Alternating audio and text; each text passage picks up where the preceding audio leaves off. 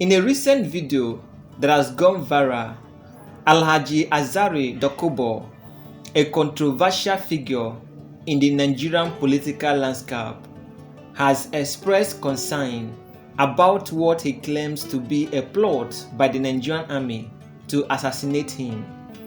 According to Asari Dokubo, despite his previous cooperation with the military, certain factions within the military are now targeting him for elimination. This accusation has stirred significant reactions from both supporters and critics of Asari Dokubo, given the complex and often tense dynamics within Nigeria's security framework. In the video, Asari Dokubo alleged that a high-ranking officer, whom he described as a major general in the Nigerian army, has singled him out and labeled him a terrorist. This officer, according to Asari Dokubo, has gone so far as to suggest that the military should kill him. Asari Dokubo's outrage stems from the fact that he has, in his view, been a loyal supporter of the Nigerian military in its fight against insurgency group. He claims that his efforts have helped secure certain regions of Nigeria, allowing people to return to their farms and go about their lives without fear of being kidnapped or attacked. He argues that while this group actively seek to destabilize Nigeria, he has always worked to maintain peace and stability, particularly in regions that have been ravaged by insurgency and banditry. Therefore, he finds it deeply offensive that he is being treated as a threat by the very institution he has supported. A key part of Asari Dokubo's allegations centers on an incident in which an unmarked military helicopter allegedly flew over his family's properties, including those belonging to his father and grandfather. Asari Dokubo claims that the helicopter hovered over his houses in a suspicious manner, and he fears that it was part of a plan to attack him. He emphasizes that had it been he raised an alarm, the situation could have escalated, potentially resulting in harm to him, his siblings, and others who were present. This incident has fueled Asari Dokubo's belief that there is a concerted effort to eliminate him. He questions why such military resources would be deployed against him, a civilian, rather than being used to combat the real threat facing Nigeria, such as bandits and insurgents. Asari Dokubo is particularly critical of the military leadership, accusing them of being out of touch with the realities on the ground. He suggests that the military's focus on targeting him rather than on more pressing security concerns is a sign of deeper issues within the institution. Asari Dokubo is a former militant leader from the Niger Delta region, and he has long been a polarizing figure in Nigerian politics. In the early 2000s, he led the Niger Delta People's Volunteer Force, an armed group that fought for the rights of the people of Niger Delta, who were marginalized despite the region's vast oil wealth. However, Asari Dokubo later renounced militancy and has since positioned himself as a businessman and political figure. In recent years, Asari Dokubo has aligned himself with the Nigerian government in its fight against insurgency. He has repeatedly voiced his opposition to Biafra's secessionist agenda, stating that Nigeria must remain united. This stance has earned him both allies and enemies, as the issue of Biafra continues to be a highly sensitive and divisive topic in Nigeria. Asari Dokubo's cooperation with the Nigerian military has been controversial, while some see it as a pragmatic move that has helped improve security in certain areas. Others view it as opportunistic, accusing him of benefiting from the chaos and instability that has plagued parts of Nigeria. His latest allegation against the military suggests that his relationship with the institution is far from stable, and it highlights the complex and often murky alliances that characterize Nigeria's security situation. Asari Dokubo's allegations, if true, raises serious questions about the state of Nigeria's military and its internal dynamics. His claim that a rogue officer within the army is targeting him for assassination points to possible fractions within the military hierarchy, as well as the potential for abuse of power. If certain officers are indeed using their positions to settle personal scores or eliminate perceived threats, it could further erode public trust in the military, which is already under significant scrutiny for its handling of various security challenges across the country. The fact that Asari Dokubo feels the need to publicly voice these concerns also speaks to the broader atmosphere of fear and suspicion that pervades Nigerian society. In a country where political violence is not uncommon and where powerful individuals have been known to use state resources to silence their opponents, Asari Dokubo's fear may not be entirely unfounded. However, without concrete evidence to support his claims, it is difficult to determine the extent to which his allegations reflect reality.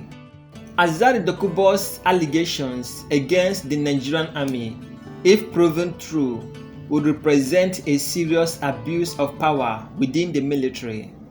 However, given Asari Dokubo's complicated history and the often murky nature of Nigerian politics, it is difficult to assess the veracity of his claims. What is clear is that the situation highlights the deep distrust and division that exist within Nigeria's political and security establishments, as well as the challenges facing the country as it grapples with multiple internal conflicts. For now, Asari Dokubo's video serves as a stark reminder of the fragile nature of power in Nigeria and the potential dangers faced by those who find themselves on the wrong side of the country's powerful security apparatus. Whether his concerns will prompt any meaningful investigation or action remain to be seen, but they are likely to fuel further debate about the role of the military and its relationship with civilian actors in Nigeria. I will play the video for you guys to watch and see for yourself. When somebody comes up to come and talk, you take away from the statement of that rogue officer general at the defense headquarters, or engaging bandits so that people can be alive and go to their farm, and he called us terrorists. He singled me out and called me terrorist. Nigerians are listening and some are happy because what is happening in these places are not happening to them. These rogue officers must be investigated and eliminated from our military if Nigeria is to move forward.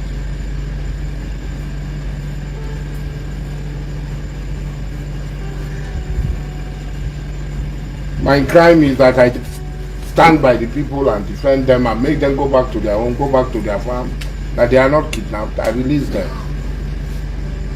I don't know which sector of the Nigerian army is commanding that made him a major general. But it's sad that if Nigeria has such major generals, that's the problem of Nigeria. Our own is to help. And I will continue to help. What crime did I commit that a helicopter will come and fly over my houses? The houses of my fathers, my grandfathers, where my siblings were, If I had not spoken out, maybe they would have dropped because we were not expecting them. And they would have done something to my siblings and myself and those who are with me. That an unmarked helicopter can fly up and down. Nigerians should ask questions. How many places has this unmarked helicopter gone to kill people? And then a rogue major general, I don't know where he became major general, will stand and use Nigerian platform to say a citizen of this country will be murdered. And it's acceptable in Nigeria. If he's not wearing that uniform, will he have the temerity, audacity to say he will murder me? You are pushing people. You are pushing people to hurt so that you will see. If that rogue major general is not wearing that uniform, will he say what he has said? No. You are using the uniform of the Nigerian military to target Nigeria. A Nigerian who had done what you cannot do. Exactly. Fighting me to a battle. That's not shameful that Nigeria can degenerate to the point that an individual will be invited to a battle. The Nigerian military of over 200,000 is inviting an ordinary man to come to battlefield with them. Why don't you reserve that strength for ISWAT, for Boko Haram, for bandits, for cattle rustler, for ESM, and all other groups that are fighting Nigeria? Why would you take that against somebody who is fighting side by side with your own men? That also shows that the Nigerian Defense Headquarters has lost touch with reality. Lost touch totally with reality. Because the reality on the ground in Imo State will tell them that we are with them in all their joint operations. In Niger, we tell them that we are with them in all their joint operations. In Plateau. So where did they get this thing from? A terrorist calling another person a terrorist. The government should investigate that rogue officer. He's a rogue officer. He ought not to be in the Nigerian army. That I opened the way for Nigerians to travel between Abuja and Kaduna freely without being afraid of being kidnapped. And this rogue officer have the temerity, because he's wearing uniform, to come and talk rot about me. Like I said, did I invite, what did I do for the helicopter to come and fly over my roof? If you are inside my house, the whole house was shaking. Plantain trees were falling here. What did I do? There's a military formation in this place. Have I ever had conflict or anything with the military formation here?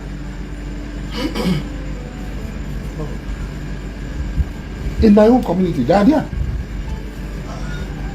Calls me a terrorist. He will isolate me. He will take me out.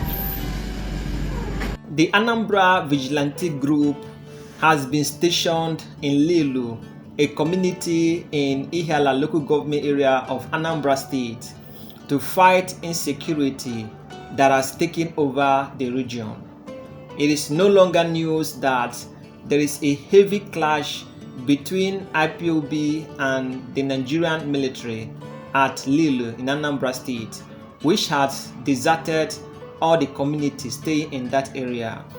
Because of this conflict, many people have left the community for their own safety.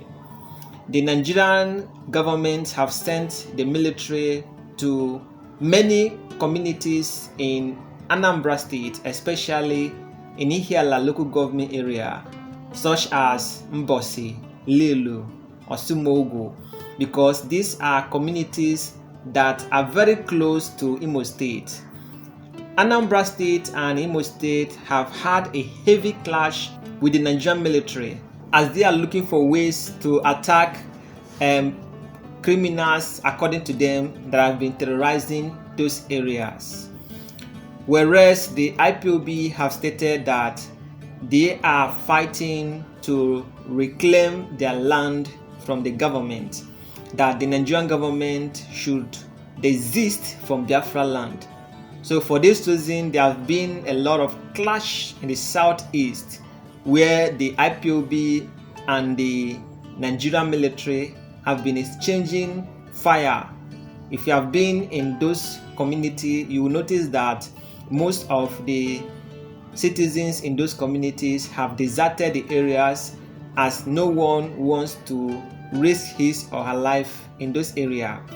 So in this video, a certain man who claims to be the head of the Anambra vigilante group gathered some of the villagers, that is the community in Lille, addressing them to desist from any criminality in the area.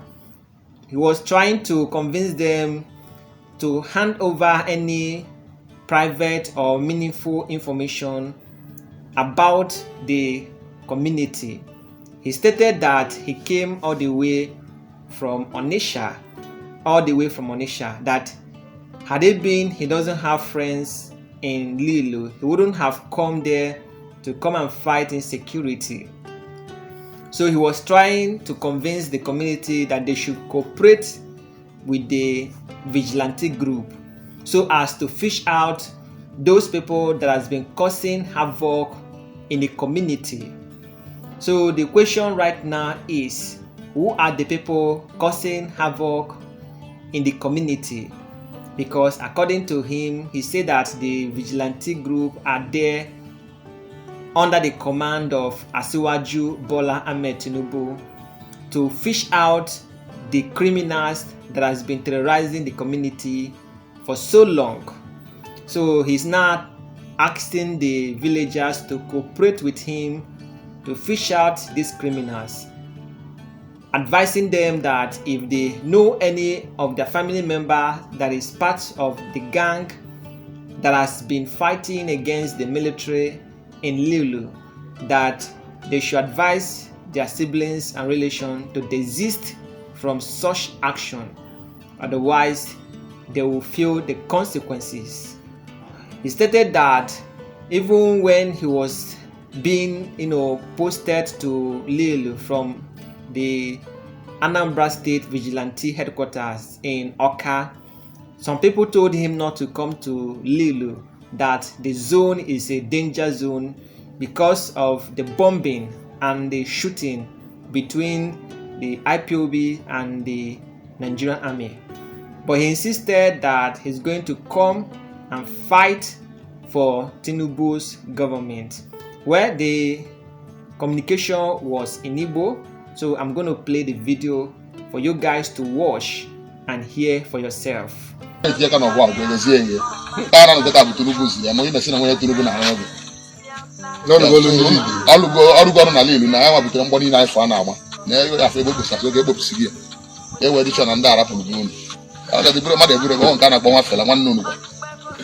just opportunity that is really. If a lot of them are for Africa, you don't do maybe. I have to bomb them. My mother don't gonna have in the middle. Only I walk about 1 million. So I ain't a Kubo.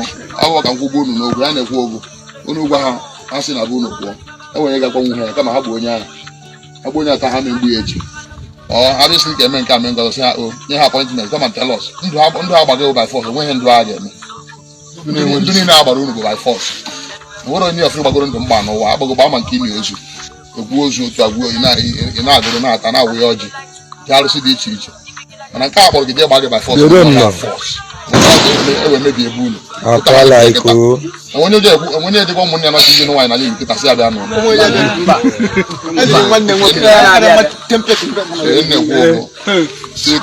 was saying, told him over there, people. Bayata, I'm a Nuga Bamiata. Then I've been at Nuga Hazima. I was going to have me, but Jawai, you do not buy what is own again. So from today, I'm going to appetize. I'm going to know all right, I don't know, but I won't hang about in the idea.